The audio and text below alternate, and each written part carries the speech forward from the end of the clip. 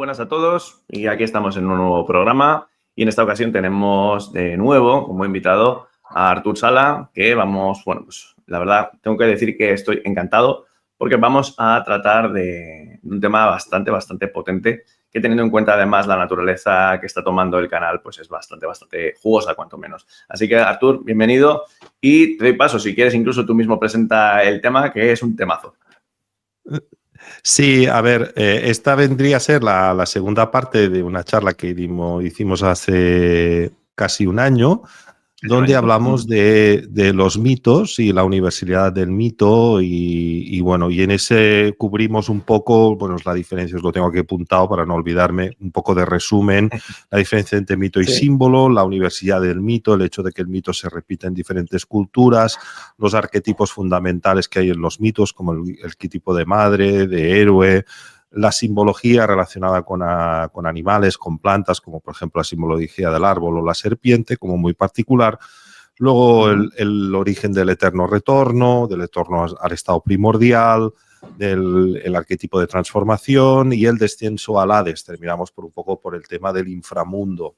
Esto es un poco el resumen, ¿vale? Para quien llegue aquí por primera vez, pues que sepa que esa entrevista me hizo mucha ilusión porque fue la primera y esta va a ser la segunda, donde Artur Sala nos sale como experto en ciencia o persona que divulga otro tipo de ciencia, sino exclusivamente por una cosa que me apetecía mucho hacer y que ya te lo dije en la anterior entrevista, y es hablar distendidamente de una serie de resúmenes que me he hecho por inteligencia artificial de diferentes documentos que hablan de mitología comparada. Y al final me ha salido esta presentación que la pude hacer porque, y además es que lo digo, ya lo dije en la anterior presentación, utilizo una herramienta de generación de documentos, se llama Gamma AI, que es una herramienta de presentación de inteligencia artificial en su versión de pago. Esto sí hay que decirlo porque son herramientas que yo utilizo mucho en mi trabajo como... Bueno, yo sabes que me dedico a la formación en el tema de ciencia, con Ana María Oliva y todo esto. Entonces, esta herramienta la utilizo mucho, cada vez la he aprendido a utilizar más y esa herramienta pues, me ha permitido pues, elaborar a veces o poder ponerme en temas que me apasionan, a pesar de no ser un experto, y poder hacer una presentación de algo que a mí siempre me ha interesado y me ha llamado particularmente la atención, que es la mitología comparada, que es la parte, digamos, de la historia oculta que más me gusta. Entonces, como tu canal tiene también un tono de profundizar en autores tradicionales o de lo que también se ha venido a llamar la escuela tradicionalista y tal, siempre pensé que era el marco y el lugar más oportuno para poder hacerlo. Una vez compartimos dentro de la parte de lo que es el estudio de las tradiciones ancestrales un interés por ciertos autores rigurosos, tradicionalistas, como Guénon, como Ramaswamy, Ébola, Eliade, en fin, toda una serie de autores que yo he leído, quizás no tanto con tanta profundidad como tú, pero que sí que he leído, sí que conozco, sobre todo Guénon. Últimamente estoy leyendo también bastante a Wolfgang Schmidt y Jean Borella. Son dos autores que en estos últimos años han hecho un trabajo muy interesante con respecto a la reestructuración de la escuela tradicionalista, a partir de tradiciones sagradas, sobre todo de la fusión del Vedanta con la metafísica más de Occidente, ¿no? El cristianismo, la gnosis, en fin, todo esto. Y todo esto convergió de manera orgánica, sobre todo después del encuentro y el congreso de realidad del año pasado con Lara, que parece que no, pero ya ha pasado un año desde que hicimos esa charla que hubo momentos que fueron increíbles, con Ignacio Román diciendo una serie de cosas sobre los virus muy potentes. Bueno, todo el mundo estuvo excelso en esas charlas. Para mí todas son maravillosas e increíbles. Por supuesto que la tuya lo fue. Y en ese marco surgió el hecho de hacer la anterior charla, que creo que a nivel a mí me gustó, y a nivel personal lo digo porque el hecho de salir de ese corsé y hablar de algo que me apetece, pero que no soy un experto ni mucho menos, me gustó mucho y lo disfruté muchísimo, ¿no? Y entonces, dentro de lo que sería lo que me gustaría hablar de la universalidad del mito, me gustaría centrarme evidentemente en la Biblia, porque en el fondo, seamos cristianos, no nos interese o no, estamos en una sociedad donde el transformo de los mitos nos ha venido primeramente revelado a través de la Biblia, sin duda, aunque hayamos ido a una escuela laica y demás. Y entonces, bueno, en los mitos que hay en la Biblia, el mito de Adán y Eva, el mito de la creación, luego el mito del diluvio universal, que quizás es el más espectacular que hay en la India, los mitos de los gigantes que quedan ahí un poco escondidos en los Nefilins y todas estas historias. Y sobre todo, y finalmente, el mito de Caín y Abel y los gemelos, ¿no? Son mitos que nos impactan profundamente. Y es importante decir que estos mitos están presentes en muchas culturas y en particular quizás el más importante o el más significativo de todos es uno que nos habla de que hubo un diluvio que destruyó una antigua civilización y creó una nueva. Y ese diluvio, que es el diluvio que en nuestra tradición viene representado por Noé, pues tiene un eco y un reflejo en muchas culturas. Yo creo que prácticamente todas las culturas tradicionales del mundo se han hecho eco de mitos de gemelos, mitos de un diluvio, con algunos matices y pequeñas variaciones que hoy me gustaría explorar, porque lo encontramos, ya digo, en todos los continentes, absolutamente en todos. Lo que no encontramos nunca, absolutamente nunca, dentro de la mitología, es una historia de la creación del hombre basada en lo que nos dice la ciencia moderna en los últimos 200 años, ¿no? Que somos fruto del azar, la casualidad. Es decir, lo que Hiru diría la doctrina copernicana, pues una cosa que aparece hace 300 años, pero que anteriormente no lo ves en ningún lado, absolutamente en ningún lado. Por lo tanto, digo esto porque vamos a hablar de la historia tradicional y clásica y vamos a dejar digamos, a la ciencia moderna y estas visiones tan alternativas y extrañas de que todo viene por azar y necesidad como anécdotas de los tiempos y anécdotas de la era que estamos viviendo ahora, que es la era del materialismo y la era de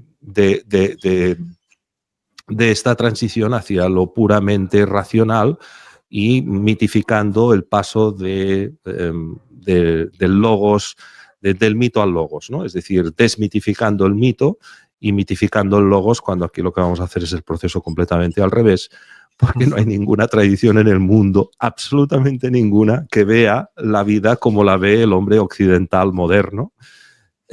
Absolutamente ninguna. Y me parece que tu canal, Javier, por tu trabajo, que me parece excelente en ese sentido en particular, pues me parecía el marco más oportuno para poder hoy compartirlo con tus seguidores y tal, ¿no? Entonces hoy me gustaría centrarme, Javier, en dos de los mitos más importantes. Si da tiempo, veremos también alguno más, que serían el mito del diluvio universal, es decir, de ver un poco en qué culturas se ha trabajado o se ha aparecido este mito, ya te digo, con ligeras variantes, y después el mito de los gemelos, que nos recordaría pues el mito de Caín y Abel, donde pues Caín mata a Abel, como sabremos, y que evidentemente pues eso nos viene a representar algo que va pues mucho más allá de todo esto. Así que este es el programa, así que bueno, pues me lanzo para empezar por el mito del diluvio universal. Si quieres comentar algo, pues adelante. Sí.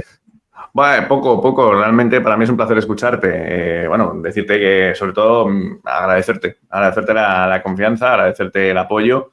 Para mí siempre es un placer cuando hemos tenido charlas tanto a nivel personal como la última que tuvimos aquí en el canal hace unos meses, ¿no? Entonces, este tema a mí pues, me apasiona, como bien sabes, ¿no? Lo que es efectivamente indagar en tradiciones ancestrales, lo que es encontrar ese sincretismo, podríamos decirlo, ¿no? Que al final guarda, sobre todo, un carácter fuertemente arquetípico y que, como siempre intento hacer, más allá, por supuesto, de lo que es el estudio en sí, que es apasionante, por encontrar aspectos en común o no, sobre todo por lo que concierne a nivel individual en el viaje que todos estamos emprendiendo como seres humanos, ¿no? O sea, te vas dando cuenta de que todo esto refleja algo muy, muy potente. Antes de darte paso, y como ya te comenté cuando estábamos preparando este programa, solamente quiero hacer un dato de color, ¿no? Un dato de color extraído de cuando estaba leyendo sobre Cábala, que pienso volver porque hay mucha tela que cortar ahí, y es sobre Noé. Sobre Noé, nada, es un pequeño fragmentito, nada, es un parrafito que te voy a leer por si te gusta y aporta a los espectadores, que está sacado de este libro de introducción al mundo de la Cábala de Zeb Ben Shimon Halevi. Es muy interesante lo que comenta. Mira, dice, Arca de Noé. Este es un símbolo, y por cierto, fíjate qué interesante con respecto a nuestra época, porque creo que te va a gustar. Dice, este es un símbolo de la preservación de la enseñanza durante periodos de desastre en la historia. El diseño de la nave puede ser visto en la estructura de la escalera de Jacob. Cada una de las tríadas que la componen, la escalera de Jacob es el árbol de la vida extendido en los diferentes mundos cabalísticos. Cada una de las tríadas que la componen es una cámara para un par de criaturas en particular, para animales, representando aspectos diferentes de la teoría y la práctica desde el nivel más bajo hasta el más elevado. Ya vemos que hay profundidad en esa lectura cabalística, ¿no? Y fíjate esto qué interesante, porque esto me emocionó. Dice, el nombre Noé significa descanso, estar a salvo y seguro mientras la maldad de una época se destruye a sí misma. Es brutal. Eso es increíble. Lo voy a volver a leer porque se me ha puesto los pelos de punta. El nombre Noé significa descanso, estar a salvo y seguro mientras la maldad de una época se destruye a sí misma. Es un ejemplo temprano de Shangri-La, un lugar para preservar la civilización mientras todo es destruido en el mundo. Esto es potentísimo, porque ten en cuenta que todos podemos ser Noé en este momento. Pues es brutal porque significa el aspecto más significativo de nuestra existencia una vez somos conscientes de que estamos en Kali Yuga. O sea, una vez eres consciente de que estás en Kali Yuga, esto es tu acometido y ya nos podríamos ir. O sea, podríamos dejar el programa aquí e irnos, porque ya habríamos dicho algo muy importante, ¿no? Sí. A todo esto yo añadiría solamente un pequeño puntualización, ¿no? Y es que tú has hablado de la destrucción del mundo. Es que hay una cosa que yo no puedo evitar decir, que en este yuga que estamos viendo, o en esta fase final del Kali Yuga que estamos viviendo, del materialismo más puro y más extremo, la gente está tomando conciencia que el materialismo per se es una doctrina autodestructiva. Bingo. Porque no te ofrece ninguna ventaja y todos son inconvenientes. Entonces lo puedes ver desde una perspectiva más filosófica, de ver el destrozo que Descartes, Kant y tal hicieron en el siglo XVIII, después como en el siglo XIX ya terminaron de triturarlo todo los positivistas, Comte y ya el darwinismo, y como después ya en el siglo XX ya la ciencia moderna se ha encargado de lo poco que quedaba todavía de terminar de triturarlo más. O lo puedes ver desde otros puntos de vista que comparten otros compañeros, pero inexorablemente la raíz de fondo es esta, ¿no? La autodestrucción del mundo, porque el materialismo per se, la visión del mundo exclusivamente en términos materiales, que solamente existe la materia, no existen esferas superiores, no existe nada más que el azar, te lleva a la autodestrucción. Entonces, ese Noé, ese personaje, es un personaje sobre todo que observa, ¿no? Con desapego, con tristeza, con compasión, cómo el materialismo se autodestruye por sí mismo y cómo el Kali Yuga está lleno de anécdotas. O sea, abres la televisión y todo son anécdotas, todo es anecdotario, porque todo es un fractal de lo mismo. De lo mismo. O sea, tú estás viendo cómo va cambiando el disfraz, pero el tío sigue siendo el mismo, ¿no? Totalmente. El imperio de la ficción, como llamaba Pedro Bustamante. Pues mira, no lo había oído nunca y me parece muy bien. Sí, sí, muy acertado, vamos. Y este texto, pues sí, es tal cual lo que es vivir en el Kali Yuga, ¿no? Es tomar conciencia de los tiempos oscuros y tratar de surfearlo, como dices tú. Es que metáfora, es que, no sé, o lo ves o no lo ves. Entonces, o lo ves o no lo ves. O lo ves o no lo ves. Claro. Es así. No, es que no hay más. Como decía, antes has citado a Ébola, tenemos que cabalgar el tigre. Sí. Y quizás a ver, Ébola y Enón nos hicieron un trabajo hace 100 años que a veces es un poco deprimente, porque cuando tú lees no ves esas alternativas, ¿no? Es un mundo como dices, bueno, hostia, te lo describe tal como es, pero yo creo que en los últimos años, sobre todo los trabajos de Smith, Borella y otros, ¿no? Y pues yo creo que estamos poniendo un poco de foco, ¿no? Porque cuando esta gente escribieron esas cosas no había pasado la crisis, bueno, lo de la sopa de murciélago del 2020, ni todo este escenario tan dantesco, ¿no? Donde se ha ido exponencialmente de una manera superlativa en una progresión aritmética y no geométrica, multiplicando la estupidez humana, ¿no? Y siendo la ciencia moderna la encargada de triturar todo eso, ¿no? O sea, es como el actor encargado de ser el malo de la película, ¿no? Se lo hemos dado todo a la ciencia y lo está perpetrando porque es una perpetuación de un asesinato del alma tremendo, ¿no? Entonces, desde ese lugar tenemos que ser Noés, construir nuestra propia balsa, nuestra propia barca, sabiendo que el conocimiento nunca se va a perder, porque esto del de arriba nunca va a permitir que se pierda.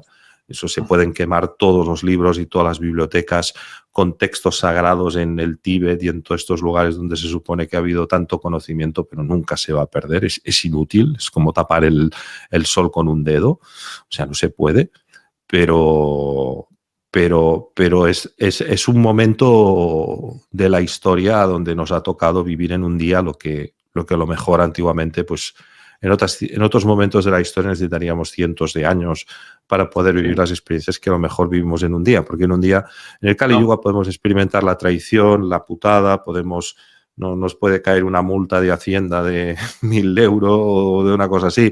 Nos puede pasar de todo en un único día, ¿no? En cosas que nuestra alma necesitaría en otros yugas o en otras fases de los tiempos muchísimas más encarnaciones, ¿no? Sí, así es. Hay una pregunta que te quería hacer antes de ya dar paso a la presentación, porque claro, no me puedo resistir a hacerlo. Después de escucharte, como has comentado, que la ciencia moderna pues, precisamente está triturando, ¿no? Esos resquicios de lo que queda de alma humana. Porque claro, a mí ya sabes que suelo citar mucho a la trilogía de Ignasat, de La danza final de Kali, en la que yo leí, vamos, una obra espectacular y claro, se habla ahí de que precisamente lo que se quiere, o sea, este materialismo atroz tiene como base y como sustento, en realidad tiene una base espiritual. O sea, quiero decir, cuando yo estuve indagando y profundizando, y quiero volver a hacerlo, sobre la herejía mesiánica, por ejemplo, ¿no? De los abateo-franquistas, que lo que querían hacer era poner el mundo en jaque precisamente con el objetivo de elevar las chispas caídas. Es lo que persiguen, están un poco así, pero bueno. ¿Por qué te lo comento? Porque, claro, en la danza final de Kali ya se comenta que la idea es trascender la materia desde su inversión paródica. Y es muy interesante, ¿no? O sea, es decir, lo que tú acabas de comentar, o sea, el hecho de que ya te lleva a un materialismo tan autodestructivo que no queda más remedio que ya decir, bueno, pues o miro a otro lado o directamente es que no me va a quedar más remedio que avanzar porque me he autodestruido. Entonces, es bastante interesante. ¿Cuál sería mi propuesta? Por si nos puedes hacer nos puedes dar una pequeña respuesta. Como científico, como divulgador científico, como apasionado de la ciencia, que has escrito libros, que tienes, vamos, además se te nota, ¿no? Esa increíble energía.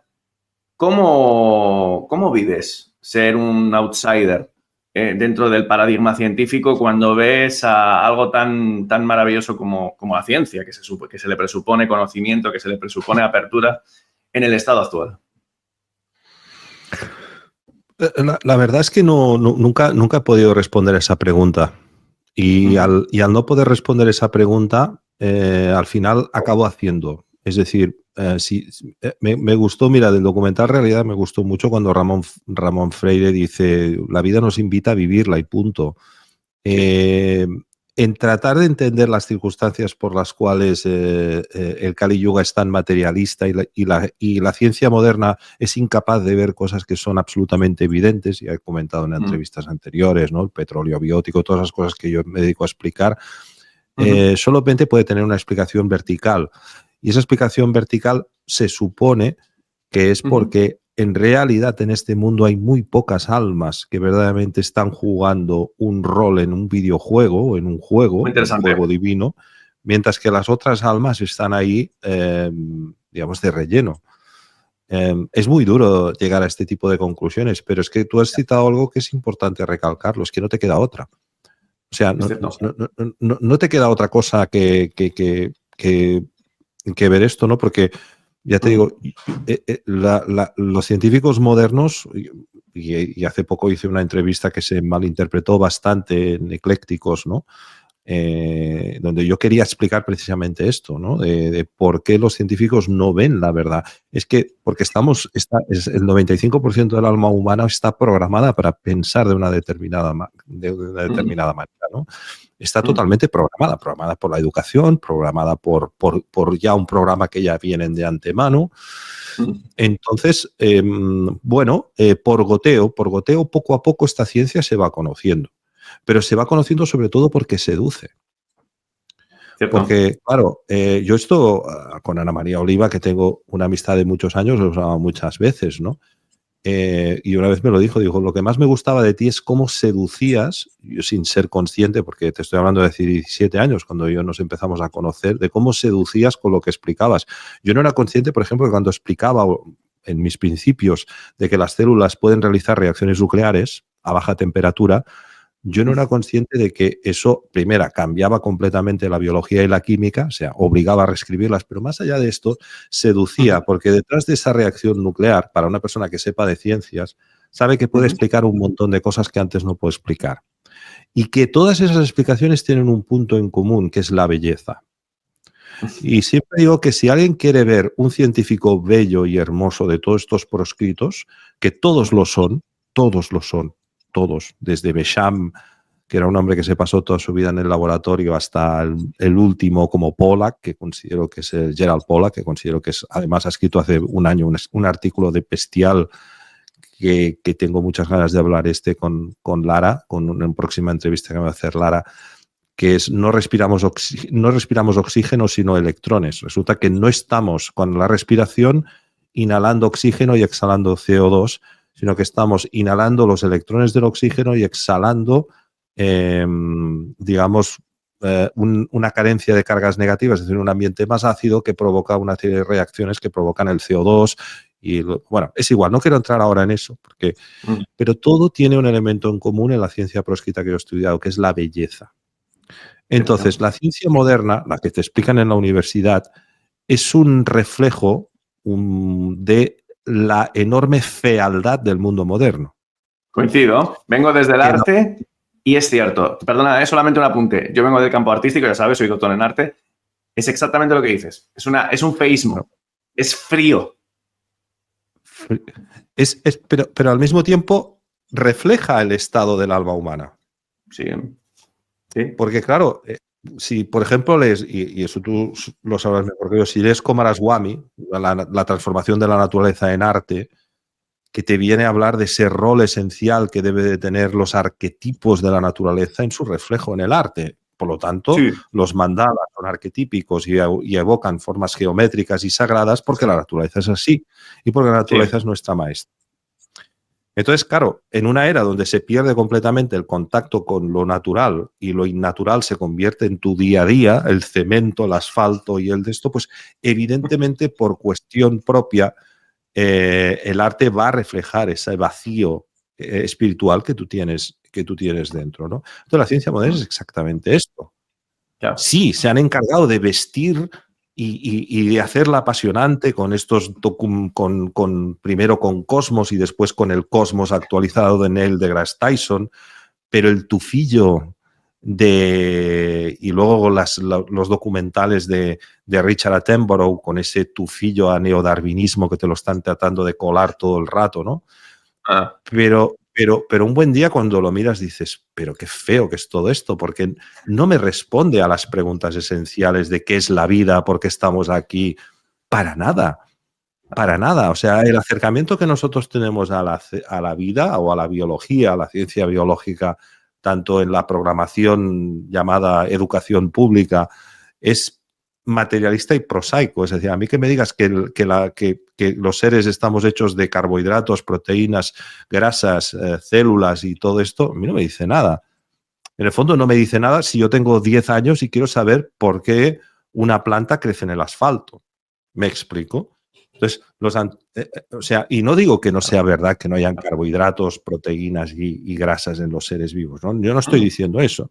Estoy diciendo que la primera aproximación que tú haces al conocimiento de la ciencia es fea, pero fea de caerse de culo, y solamente hace falta después cómo nos torturan con las rampas y las leyes de Newton y las poleas y las piedras cayéndose y la coeficiente de resistencia y todo esto, ¿no? Entonces, como la aproximación es fea, refleja esa fealdad que después tú puedes ver en la política. La política que hoy en día, más allá de que sea corrupta, es fea, porque lo que dicen es estupideces, idioteces. La economía es fea, porque no te está diciendo cómo a través de nuestro ingenio podemos solucionar los problemas de la gente, que es lo que de verdaderamente podemos hacer la economía, sino el tipo de interés y que si no sé qué, que eso, y eso, ¿qué me está solucionando? A mí la economía que verdaderamente me soluciona es si el vecino de arriba, ahora que mis gallinas parece que llevamos una semana que no me ponen huevos, pues me viene, me trae unos huevos y yo pues a cambio pues le doy otra cosa, ¿no? Le doy unas clases a su hija yo qué sé, o a sus nietos de otra cosa, o le cuido el perro, cualquier cosa. Eso es lo que es la economía, ¿no? Entonces, sí, claro, pero eso venía de una sociedad tribal, que es lo que es verdaderamente es el ser humano, ¿no? Entonces, lo que yo digo es, ¿cómo lo veo? Pues yo también veo otra cosa, es que ellos se lo pierden. O sea, cuando ellos se quieren poner de espaldas a genios como Schauberger, Reich, Priore, Lakowski y todo esto, ellos se lo pierden, porque estos tíos te pones a leer sus libros y aparte de que no ves el límite entre ciencia y filosofía muchas veces, además de eso, tienen unas teorías sumamente bellas que después han tratado, porque aquí hay una gran operación de marketing, de convertir a la ciencia moderna en algo entretenido.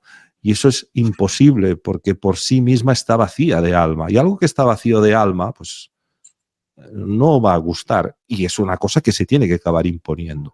Y se acaba imponiendo en un sistema educativo que obliga a la aberración de coger a los niños desde los 3 hasta los 16, 18 años a estar sentados 7 horas cada día en una silla escuchando un rollo. Entonces, es imposible que eso después se pueda convertir en atractivo o esto. A mí me hace muchas veces gracia ver las ganas y la motivación que le ponen estos tíos como el Santolaya, el Quantum Fracture, ¿no?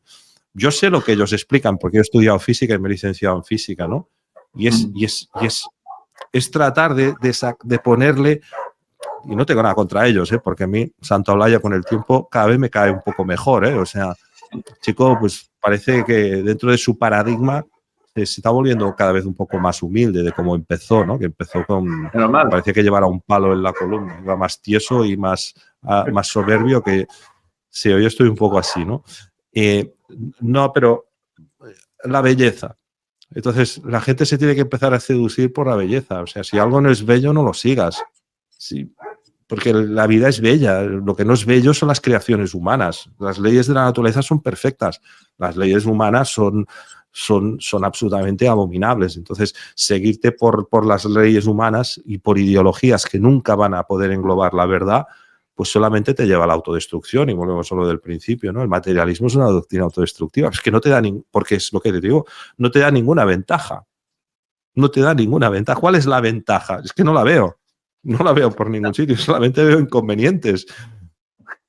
Totalmente. Veo que tengo que estar ceñidos a unas leyes creadas por los humanos que son absurdas, que son injustas, que son inmorales, que no le veo ninguna ventaja, ¿no? Yo tampoco. Yo, a ver, me encanta escucharte porque, vamos, absolutamente, pero total. Tendrá su sentido, me imagino que igual en un nivel que igual, vamos a ver, que se aviene prácticamente incognoscible para nosotros, ¿no? Que es esa especie como de efecto de palanca, ¿no? Algo tiene que, para que algo se eleve, pues tiene que bajar mucho, ¿eh? Ahí tienes mira, otra historia bíblica, tienes el arquetipo de San Miguel, ¿no? Que siempre se dice, ¿no? Que pisaba a los demonios precisamente como imagen gráfica de que para impulsarse hacia el bien tienes que conocer el mal de forma profunda. Sin duda. Y hay una cosa que me ha gustado y si quieres ya pasamos, que ya te estoy viendo que tienes la presentación ahí, ahora te la comparto. Me encanta escucharte con respecto al tema del arte, lógicamente porque me toca, ¿no? Y habías citado a Guénon, como a Araswamy, y yo me estaba acordando del historiador esotérico Maldi Pijol, que últimamente le cito mucho porque pude revisar su obra cumbre, Las enseñanzas secretas de todos los tiempos, que siempre recomiendo, es impresionante, es un compendio increíble. Y Maldi prácticamente era un tradicionalista disfrazado. O sea, el Sí, hombre te hablaba además en el epílogo de ese libro, tiene un desglose antimoderno que es de poner los pelos de punta. Y hay un momento a lo largo del libro en el que habla de la arquitectura.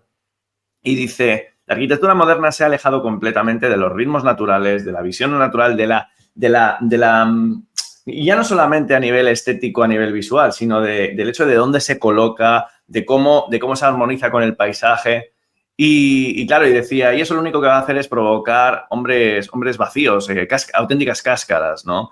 Entonces, claro, me acuerdo que cuando lo leí se lo comenté a mi pareja y nos reíamos, porque claro, nosotros que hemos estado viviendo una temporada en el ámbito rural, queremos volver. Claro, cuando veíamos ese tipo lo llamamos las casas hospitales, Artur.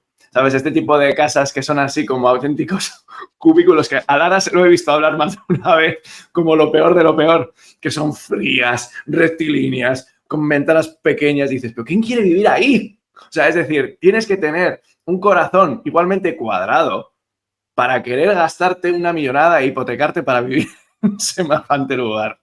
Así que te escuchaba y me sonreía porque es que es increíble, ¿verdad? ¿no? Y además que después vas a la raíz de lo que te han dado y si conoces Sí. la ley natural y conoces el derecho natural, sabes que no te han dado nada. Simplemente te han permitido que seas titular de eso, pero eso sigue siendo suyo. Es que es increíble. Entonces, claro, eh, espera que se me ha ido el audio, no te oigo. Sí, hola, hola, hola. Sí, sí, sí, te oigo, ahora sí. Sí, Bueno, que tengo el cable este que no termina de funcionar bien. No, no, es ahí que va. después te das cuenta de que además de esto es un engaño, porque ni siquiera es tuyo. O sea que no Es tienes una nada. parodia. Todo es de estos de arriba, ¿no? De Totalmente. estos ya sabemos, ¿no? O sea, es un disparate. O sea, la sociedad moderna, la mires como la mires, todas las ideologías son absolutamente de mercachifle, ¿no? No tienen para nada que ver con con las realidades, con la filosofía perenne. Absolutamente nada. Es una incompatibilidad completamente absoluta entre el que se rige por las leyes cósmicas y el que se rige por las leyes humanas y por las programaciones. Y estamos yendo a ese horizonte. Ese es el Sí. horizonte que realmente se está dibujando, ¿no?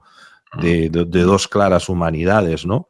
De que cada vez conforme pasa más el tiempo, sientes que cuando estás y eso probablemente lo verán, pero bueno, da igual, ellos ya saben que pienso así, cuando estás con un hermano, cuando estás con un familiar, pero que ellos están dentro de la programación y lo digo con amor, porque yo tengo una familia fantástica, ¿eh? Una cosa no quita la otra, ¿no? Pero te das cuenta de que no hay, o sea, estás jugando un juego, sabes que es la vida, estás jugando un juego, estás al lado de una persona que no sabe ni siquiera que hay un juego, ¿no? Entonces, es a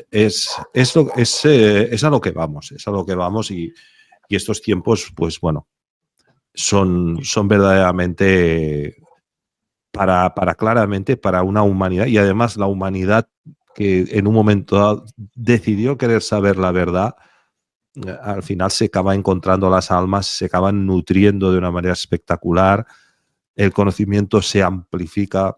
Pues a mí me gusta siempre tener una relación muy cordial con todas las personas que están despiertas, y por eso no me gusta cuando hay problemas, ¿no? Y roces y cosas de estas, porque realmente yo me he nutrido de muchísima gente, ¿no? Claro. De muchísima gente en estos últimos años que han permitido crear una idea de almas, ¿no? De las almas cósmicas de las cuales hablaba Jorodowski incluso, ¿no? Tampoco es un autor que me guste mucho, pero él hablaba mucho de esto, de que la verdadera madurez en la vida la llegas cuando tienes o eres consciente de que tienes esa especie de familia cósmica, ¿no? Sí. Y que estás en paz con el resto. O sea, tienes tu esencia, tu familia cósmica, pero estás en paz con todas las almas, porque todo tiene su sentido. No digo que todo esté bien, pero digo que todo tiene su sentido dentro de un Kali Yuga. Si Coincido el totalmente. videojuego es este y tiene estas normas, juguémoslas. Chapó. Vamos para allá, compañero. La verdad es que menudo comienzo del programa nos ha quedado. Ahí vamos. Estupendo. Pues mira, antes de empezar con la presentación, me gustaría enseñar un poco el contexto de la ciclología.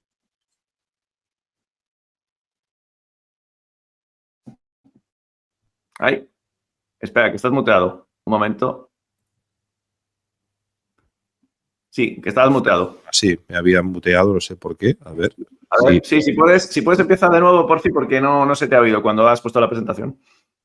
Vale, bueno, decía que esto que vamos a ver ahora, este cuadro que estáis viendo aquí, aparece en Sí. mi primer libro, en el capítulo 7, que es un libro que si entráis en esta descarga desde aquí os lo podéis descargar. El capítulo 7 está en descarga libre.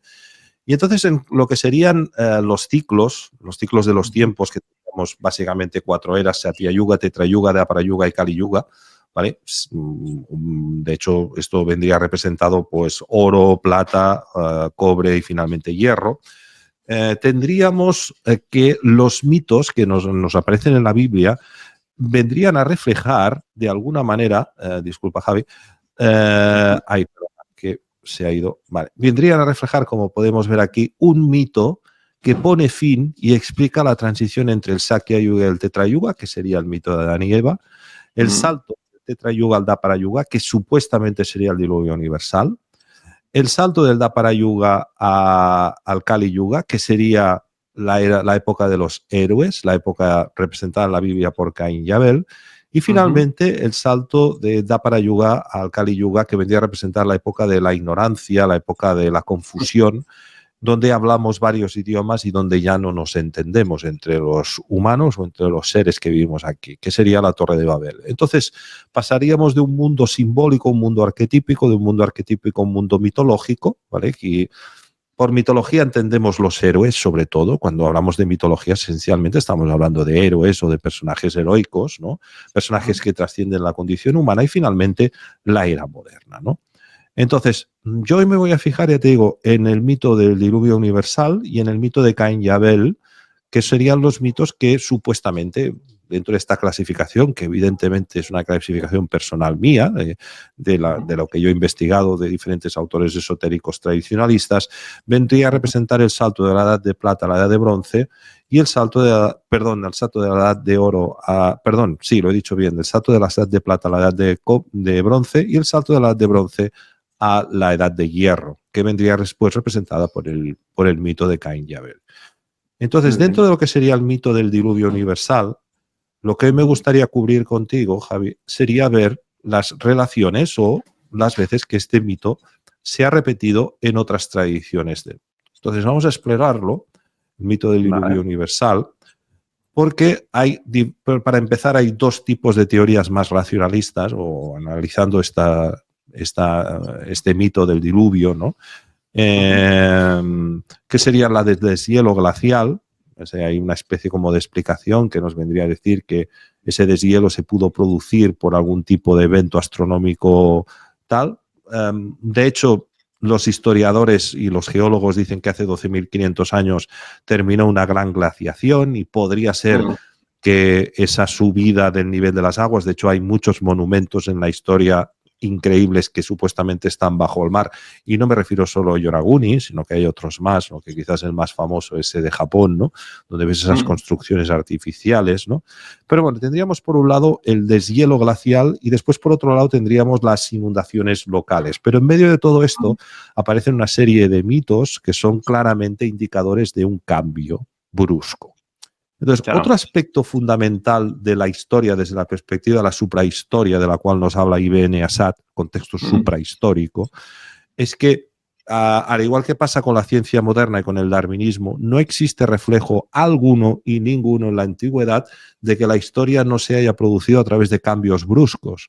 Es decir, no nos habla nadie de que todo ha ido pues de a poquito con pequeños cambios, aumentando el piquito del pajarito para hacerse más largo y todo esto, sino que nos hablan de cambios bruscos y de eras que están claramente influenciadas por una serie de arquetipos, ¿no? Entonces, los elementos comunes en concreto del mito del diluvio universal tendríamos, para empezar, hay un héroe que sobrevive a esa catástrofe. Ese héroe que sobrevive construye una embarcación y protege a los supervivientes, que pueden ser animales, ¿vale? En el mito del diluvio, pues Noé lo que hace es pues salvaguardar a los animales, ¿no? Pero hay diferentes variantes también en esto. Y finalmente aparece una montaña sagrada donde esa embarcación reposa y encuentra, digamos, la paz en todo esto. Entonces, bueno, En lo que sería el diluvio en la Biblia no lo voy a explicar porque yo creo que lo sabemos todos, el del monte Ararat y tal, pero también vemos el reflejo en Mesopotamia y más en concreto en un personaje, Utnapishtim, que es el mito babilónico del diluvio, donde Utnapishtim, disculpad, hoy va a pasar bastante esto que ya pasó el otro día, de tener que decir unos nombres que lo siento mucho, pero son complicados. Creo que nadie sabe sumerio todavía, o sea, no te preocupes.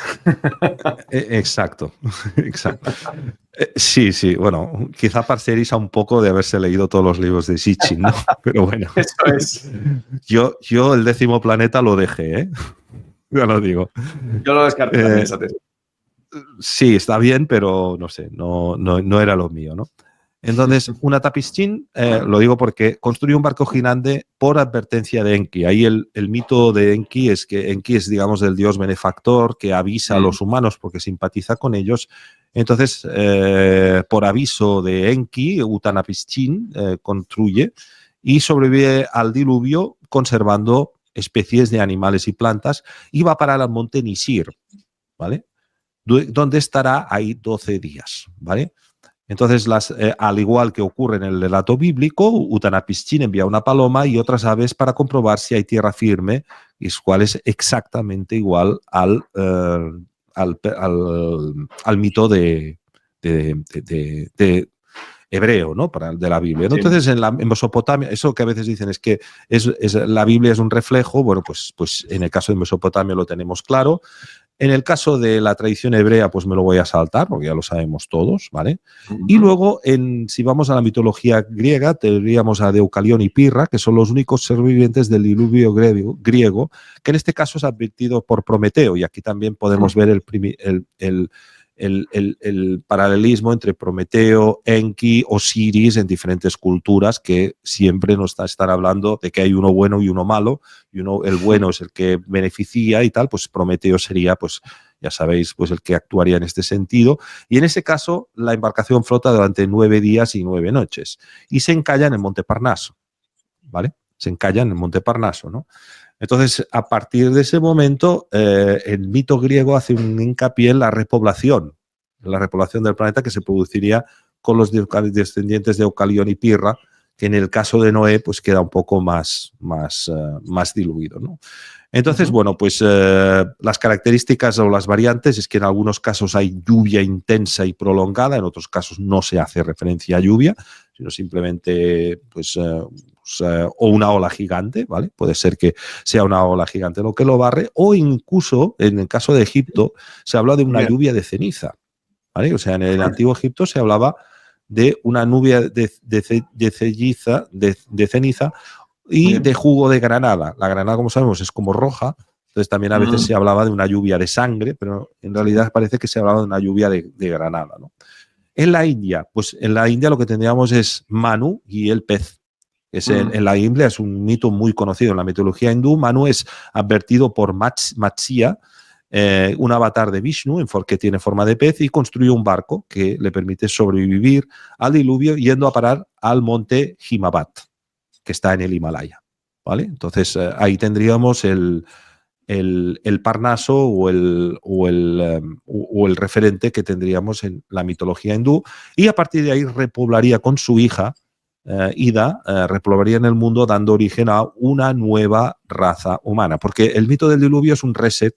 No digo porque esta palabra esté de moda ahora, porque no hace falta tanta tontería con los resets y la gente que dicen estas cosas, porque en definitiva, a ver, la historia, nosotros ya lo hemos visto muy claro, hay un periodo clásico, además si conoces Fomenko ahí está clarísimo, un periodo clásico, ese imperio ves que claramente que cae y aparece la época de la expansión del medievo y la época de los imperios, ¿no? Del imperio español, el imperio holandés, bueno, todo esto sería ya bajo la influencia de lo que sería la nobleza negra, bueno, lo que explica Jorge Guerra, y finalmente la era moderna. Son 3 eras que nosotros vemos claramente dibujadas, ¿no?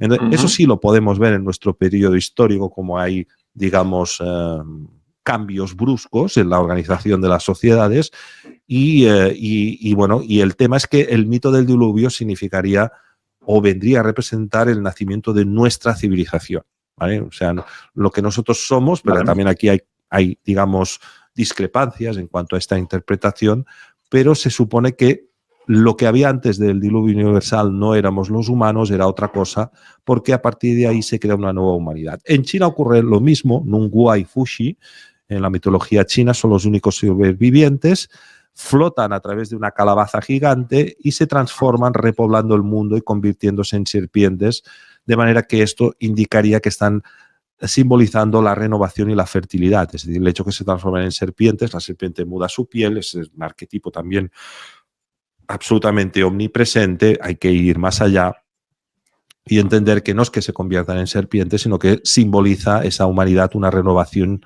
y una fertilidad nueva. El diluvio en Oceanía, 3/4 de la misma, ahí tendríamos a Nu, que en la mitología hawaiana construyó un gran barco con una casa encima por advertencia de la diosa Kane o del dios Kane, no me acuerdo si era un dios o una diosa, pero el caso es que ahí encalla en la cifra del monte Mauna Kea, un monte donde hoy en día hay uno de los observatorios astronómicos más importantes del mundo, que tiene uno de los de estos. Pues ahí sería el Sinaí bíblico, según los mitos de Oceanía, ¿no? Y también Kane desciende en forma de arco iris, lo cual viene a simbolizar el fin del diluvio y la renovación. Aquí no tendríamos palomas, pájaros ni cosas de estas, pero tendríamos exactamente lo mismo. Y en África, que el esoterismo africano hay que tenerlo en cuenta, tanto en Mali como en Nigeria, me refiero al Babalawo, al Ifá y todo este tipo de ritos, pues cuando nos vamos a África, que principalmente Mali y Nigeria son los países, digamos, con una tradición esotérica más profunda, de mitos y esto, tenemos a Bambara, que es una canoa romana, va rescatando humanos y animales durante un diluvio de 7 días. Los Masáis en Kenia, esos que son tan altos, nos dicen que Tumbainot construye un arca por orden de Enkai, salvando a su familia y diversos animales.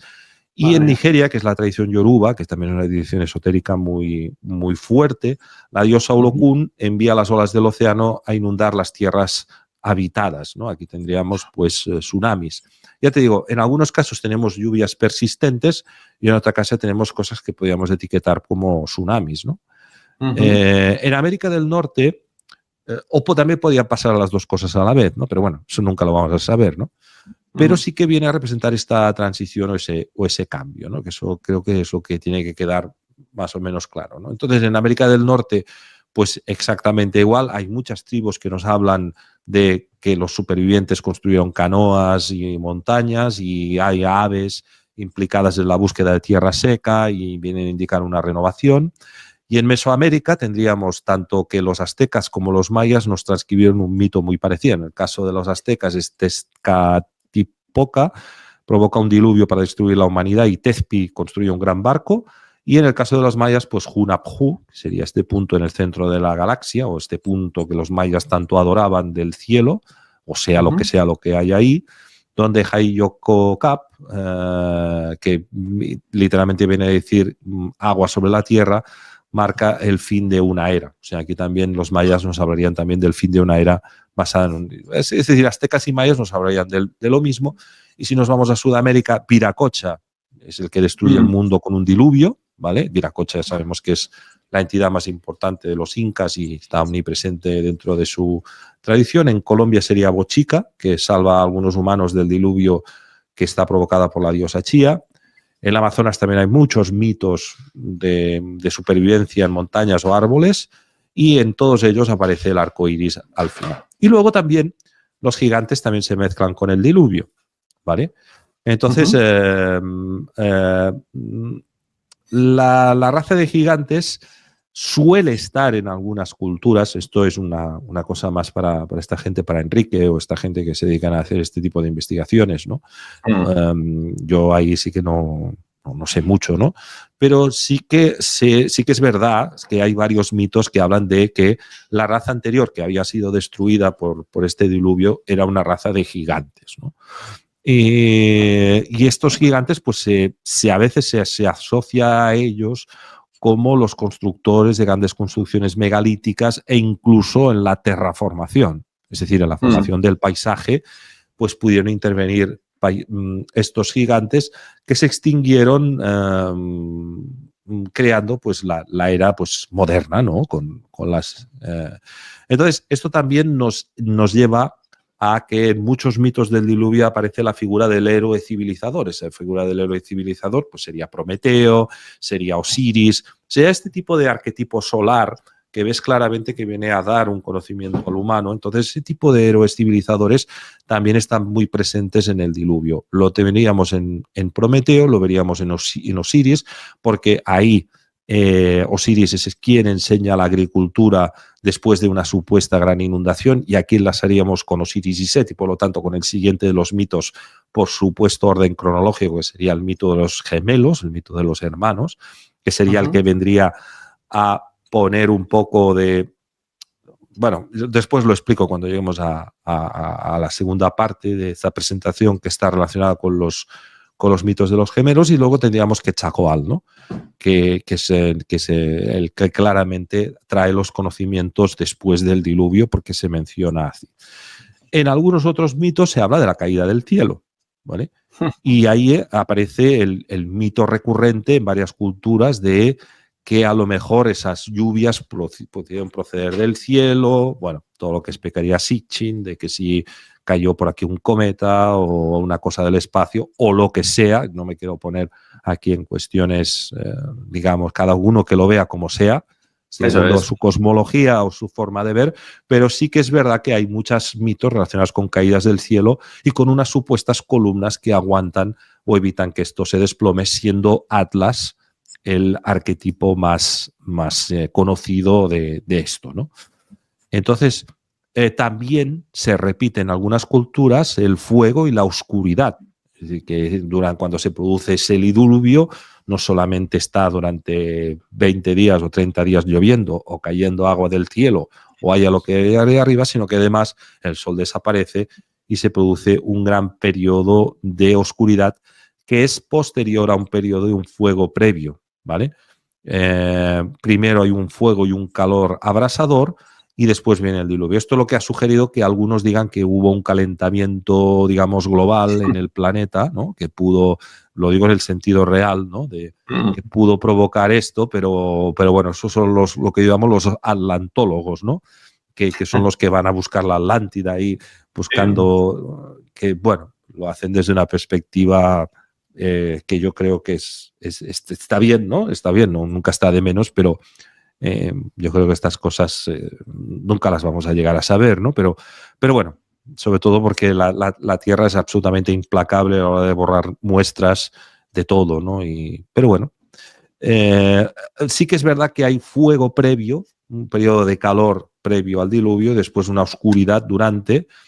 Y por ejemplo, en el caso de la mitología hindú, cuando se habla de los pralayas sería la danza destrucción de Shiva, ese influjo que va creando y destruyendo, ¿no? Pralaya, del prana que absorbes y tal, ¿no? Esa idea de que tan de la mitología hindú, que es la que coge los números y habla de números enormes. Entonces, para decirte un día de Brahma, pues te dice que Brahma inhala millones de universos y de formas y los exhala. Ahí nos está hablando de una totipotencialidad, o sea, cuando hablamos de esos dioses hindúes, esotéricamente hablando, ¿no? Del Brahma del Vedanta o del Shiva de las doctrinas tántricas no duales, estamos hablando de una conciencia infinita, ¿no? Con un poder absolutamente ilimitado, ¿no? Entonces, en ninguna tradición como la hindú se exageran más los poderes totipotenciales de la supraconciencia como ahí, ¿no? Que en la tradición hebrea, pues claro, ya sabemos que tenemos los 5 primeros libros de la Biblia donde nos habla de un Dios que es conciencia, que después se convierte en un Dios de cara y ojos, o que parece que tenga cara y ojos, ¿no? Pero ese Dios esotéricamente omnipotente y tremendo y con esas capacidades tremendas y poderes infinitos de voluntad, de acción, de conocimiento, de todo, pues es en la tradición hindú donde quizás es más presente, ¿no? Y luego también aparece mucho la serpiente y el diluvio, ¿no? Porque la serpiente suele estar asociada como la guardiana de las aguas, Entonces el diluvio ocurre cuando la serpiente es herida, provocada, y por lo tanto se liberan esas aguas que estaba custodiando la serpiente, y esto da lugar a que ese arco iris que aparece, que marca el fin de lo que sería el diluvio, pues sería la serpiente que se ha transformado. La serpiente va asociado con el mito de transformación, por eso muda la piel, como he dicho antes, en el arco iris que aparece, ¿no? Entonces, eso también provocaría, y está descrito en todos estos relatos, un cambio en los continentes, un cambio en los mares, un cambio en las estrellas y un cambio en el eje de la Tierra. Aquí, una vez más, cada uno tendrá su propia cosmovisión, pero el cielo es diferente. A lo mejor aparece y desaparece la luna, porque hay muchos mitos que te dicen, sobre todo en las tradiciones africanas, que dicen que la luna antes no estaba. Eso claro. Yo no lo he abordado simplemente por falta de información concreta, ¿vale? No, es una cosa que siempre voy detrás de esto, ¿no? De estos mitos y de estas tribus que nos hablaban de que antes la luna no estaba y todo esto, ¿no? Entonces, pues supone un cambio de organización de continentes, de tierras, de mares, de estrellas y del firmamento del cielo, ¿vale? Y yo creo que no creo que dé tiempo para entrar dentro de los gemelos, que lo podemos ver otro día, pero en el Antiguo Egipto lo que tendríamos también reflejado el diluvio, ¿no? En Sekhmet, que provoca una gran matanza. Luego aparece en este caso, como te decía, un diluvio de granada, que a veces se asocia con un diluvio de sangre, pero no queda claro si se habla de qué se habla cuando se habla, pero sí que hay un jugo de una granada, que es la que detiene a Sekhmet. Y el diluvio de Nun representa las aguas primordiales en la cosmogonía egipcia. Por eso que se habla que el mar de conciencia es el mar de Nun, según las tradiciones. Eso el gnosticismo a veces lo ha querido coger así, ¿no? Y el fin del diluvio siempre pues aparece un arco iris. Eso también lo podemos ver en Egipto. En Siberia, pues 3/4 de lo mismo. Es Nama, es un cuento altaico de las montañas del Altair, que son unas montañas que hay cerca del Pamir, por el Pamir, en el Hindu Kush. Yo creo que ahí hay todavía lugares que el hombre occidental lo ha pisado muy poco, ¿no? O al menos hace unas décadas no. Son lugares que no se podía ir casi, ¿no? Entonces, en el altar se habla de que Nama construyó un arca por orden del dios Olgen, y finalmente pues Nama envía un cuervo, en este caso, y una paloma para buscar tierra firme. Y otras tribus siberianas, como los samoyedos y los buriatos, tienen mitos similares o muy similares al diluvio. En Australia nos encontramos con 3/4 de lo mismo, que son los Boghinas, son seres del tiempo de los sueños que provocan un diluvio para exterminar esta raza humana, que podían ser gigantes o no. Yurlungor, que es una pitón que causó un diluvio por la profanación de sus aguas sagradas. Una vez más, la serpiente, en este caso, es la guardiana o la custodia de las aguas sagradas. Y finalmente, en este caso, podemos encontrar a Dak, que es una rana monstruosa que tragó todas las aguas, provocando luego el diluvio al liberarlas orinando, o no sé exactamente cómo, porque no me acuerdo, pero así es como se describe. En Nueva Guinea, pues 3/4 de lo mismo. También Papúa Nueva Guinea, una región inhóspita donde hay también hasta hace 2-3 décadas lugares donde no había ido el hombre occidental. Ahí tendríamos a los demás, que son hombres poderosos que provocaron una gran extinción y que fueron extinguidos, una gran destrucción, y que fueron extinguidos por un diluvio. Noah, que es un ancestro que dispersó a las tribus, cada una con su propia lengua y cultura. Y Ráudalo, que es el rey de las serpientes, que detuvo la inundación tocando las aguas con su lengua bífida. El diluvio en el Caribe, pues tendríamos lo mismo. Taínos, que es un mito de un gran diluvio que ahogó a todas las mujeres. Eso provocó una transformación de los hombres supervivientes, que se transformaron en árboles, y eso implicaría pues la renovación completa de la raza del Caribe. O sea, cuando vas al Caribe te dicen que lo que ellos eran antes pues eran otra cosa. El diluvio de los aztecas tiene como importante el hecho de que aquí se habla de que hay un cuarto sol, por eso las profecías estas del quinto sol y todas estas cosas, ¿no? Entonces, ahí se hace un hincapié que Quetzalcóatl destruye con un diluvio la raza de los humanos hechos de ceniza. Tezpi es el encargado de ser el Noé, es el que construye el gran barco por advertencia divina, en este caso de Quetzalcóatl, en el cuarto sol. Luego aparecen unas aves mensajeras que hacen la función que ya sabemos y marcan el inicio o el fin del cuarto mundo y el inicio de una nueva era que vendría presidida por el quinto mundo, ¿no? Entre los mayas, como te digo, es Hayokokap, que significa agua sobre la tierra. Ahí se produce una lluvia negra. No sabemos si haciendo referencia a que es una lluvia con tinieblas continuadas o seguidas, caída del cielo. Y aparece también pues, un arco iris que indica el final. En los Andes, pues ya lo que había dicho, Viracocha y bueno, Pachacuti, lo digo por los seguidores de Parise, ¿no? La Pachacuti Yankee, ¿no? El Pachacuti literalmente significa el agua que transforma la tierra. Entonces, vale, el mensajero del agua que transformó la tierra es, digamos, la profecía del nuevo Viracocha, del nuevo dios, del nuevo Kalki, del nuevo avatar, o llámalo como quieras, ¿no? Sí. Entonces, es curioso que en el caso de Pachacuti, que significa agua que transforma la tierra, su nuevo Mesías, según la tradición andina, pues sea alguien que nos esté recordando que fue las aguas las que transformaron la tierra y a los hombres, ¿no?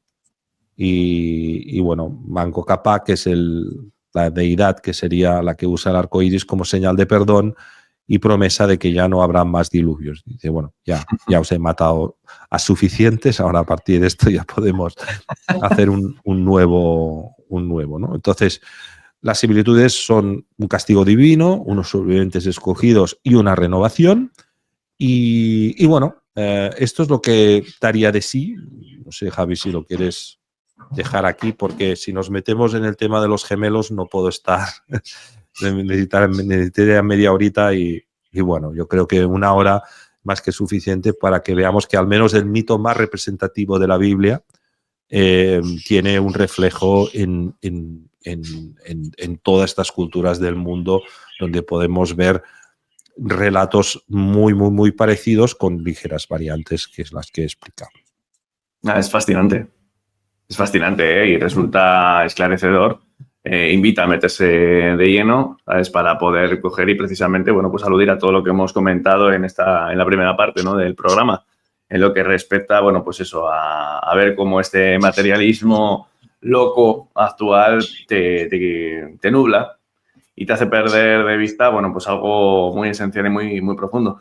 Yo creo que, sinceramente, sí, podemos hacer un segundo e incluso, si quieres, hasta un tercer programa, porque bien merece la pena detenerse, como has hecho, de una forma muy pormenorizada, ¿sabes? Y luego, además, comentarlo con aspectos que, como te decía al comienzo del programa, siempre intento que no se quede solamente en lo que tú decías antes, ¿no? En meros datos, sino que tenga esa, bueno, síntesis, ese sincretismo y, al mismo tiempo, que aluda a cada uno de nosotros, ¿no? Para aportar todo ello. Para mí, vamos, me ha encantado. O sea, ambas partes, ¿no? Esa primera parte en la que hemos estado dialogando un poco sobre todo ello a modo de introducción y luego todo lo que ha sido el desarrollo del mito del diluvio, que yo creo que además a los espectadores les encantará y que pueden comentar un montón de cosas. Así que si quieres, sí, pues en un tiempo agendamos para hacer la segunda parte sobre los gemelos, que tengo muchas ganas porque no puedo evitarme acordarme de nuestros amigos los hermanos Barea, por razones obvias. Por fortuna, ninguno ha hecho ningún mal a nadie, o sea, entre ellos.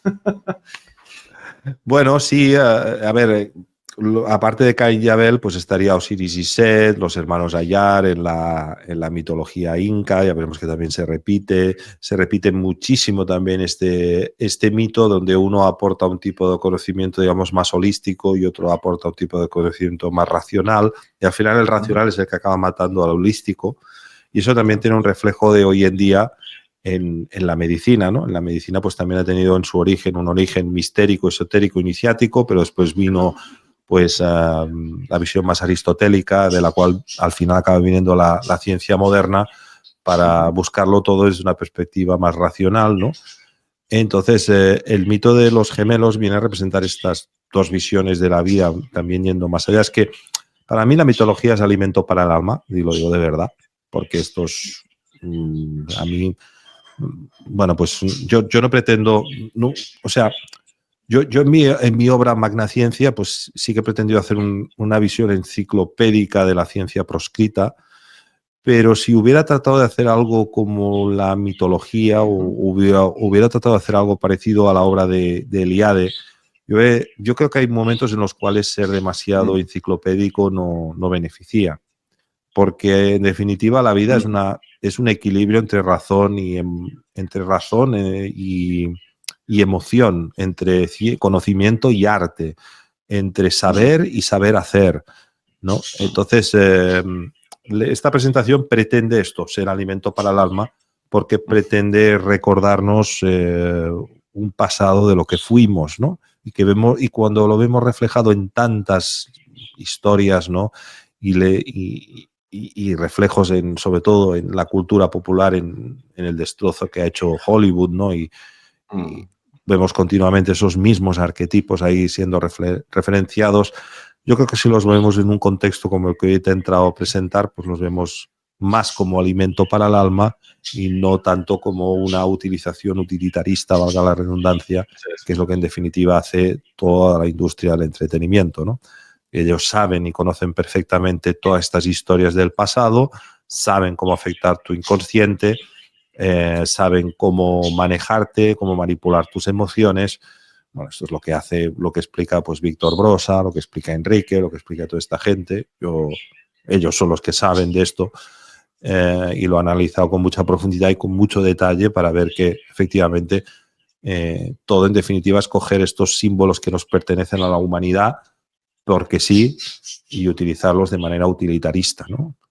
Entonces, bueno, mi pretensión ha sido esta, la de mostrar de que estos mitos, cuando vemos, existen en todas las culturas del mundo y que tienen una enseñanza o conllevan una enseñanza muy importante detrás. Y vaya que sí, y vaya que sí. Pues lo celebro, vamos, que mejor, ¿no? Que traer alimento para el alma, que vamos, o sea, es algo muy generoso por tu parte. Ya sabes que, vamos, me quedo con muchísimas ganas de, si quieres ya te digo, pues agendamos para dentro de unas semanas hacer esa segunda parte con los gemelos y cuanto quieras, porque ya te digo que personalmente sí que me parece que el tema de la mitología comparada, el tradicionalismo y demás, está copando cada vez más pasión dentro de que aquí te habla. Así que encantadísimo tener este contenido. Pues, Artur, un placer. No sé si... Dime si quieres comentar algo. No, ya está, que muchísimas gracias, Javi. Y bueno, que tenemos el mito de la serpiente, tenemos el mito de los gigantes, tenemos el mito de los gemelos, que este sí que es el que a mí me gustaría explicar, y el mito del inframundo, que yo el otro día lo explicaba, el mito de la montaña sagrada, ¿vale? ¿Por qué hay tantas representaciones de la sacralidad de la naturaleza y en particular de las montañas en diferentes tradiciones? Lo que pasa es que yo he querido centrarme en el diluvio universal y en el próximo programa en los gemelos, porque como te decía al principio, parto de la Biblia, porque parto de que seas cristiano no, o lo que sea, o hayas ido a un colegio de curas, ¿no? Yo sí fui a un colegio de curas. Esos arquetipos son los primeros que te explican y por eso quería explicar. Primero empezar por los mitos de la Biblia, cómo se repiten, para después ir a, por ejemplo, el mito del dragón, ¿no? Que es que el mito del dragón y el mito de la serpiente, ¿no? El dragón es la versión mitológica de la serpiente, o vendría a ser, ¿no? Entonces, ¿por qué en Oriente hay tanta mitificación del dragón? Menos que en Occidente, pero luego en según qué cultura sí. Y el mito de la serpiente, el mito del dragón, pues viene a representar muchas cosas también, ¿no? Son personajes o arquetipos que no están tan presentes en la Biblia, pero sí que están muy presentes en otras culturas, ¿no? En China, por ejemplo, ¿no? Entonces, por eso podemos hacer varios programas sobre la universalidad de todos estos mitos, pero siempre quiero empezar por los de la Biblia porque, bueno, es nuestra tradición, en definitiva, tiene un origen en la Biblia y por eso quiero empezar por estos. Perfecto. Pues sí. Oye, que esto fluya y si va tomando forma y queda, vamos, una pequeña serie, ¿no? Como estoy haciendo con amigos como Paco y demás, yo encantadísimo. Pues, Artur, un placer. Gracias de corazón por pasarte. A los espectadores también, gracias por estar ahí y nos vemos en nuevos programas. Un fuerte abrazo a todos. Chao.